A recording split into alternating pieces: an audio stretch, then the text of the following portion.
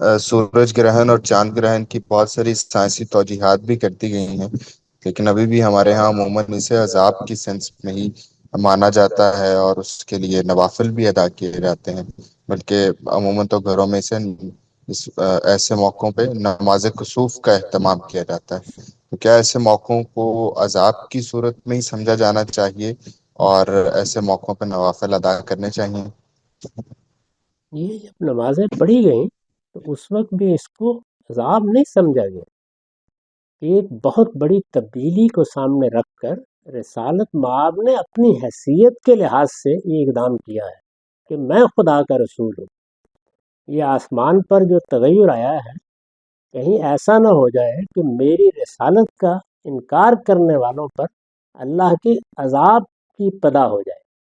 یعنی ظاہر ہے کہ جب عاد پر سمود پر عذاب آیا ہے تو اس کی کچھ علامتیں نمودار ہونا شروع ہو جاتی ہیں، یعنی آسمان پر اندھیرا چھا گیا، یا ایک طوفان سا اٹھ کھڑا ہوا، دھوئیں کا بادل لوگوں کو نظر آیا۔ تو اس کو سامنے رکھ کر حضور نے اس سنت الہی کی طرف توجہ کی ہے، اور اس میں آپ کھڑے ہو گئے ہیں اللہ تعالیٰ سے دعا کرنے کے لیے۔ یہ اس کا پس منظر ہے۔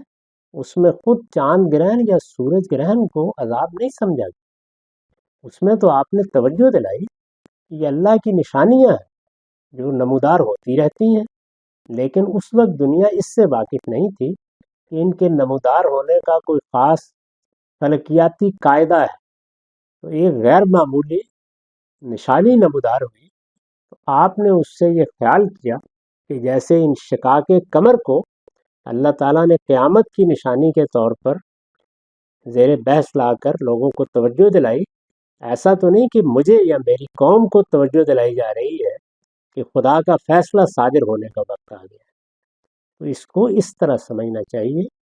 رسول اللہ نے وضاحت فرمائی ہے کہ یہ کوئی اس نوعیت کا عذاب نہیں۔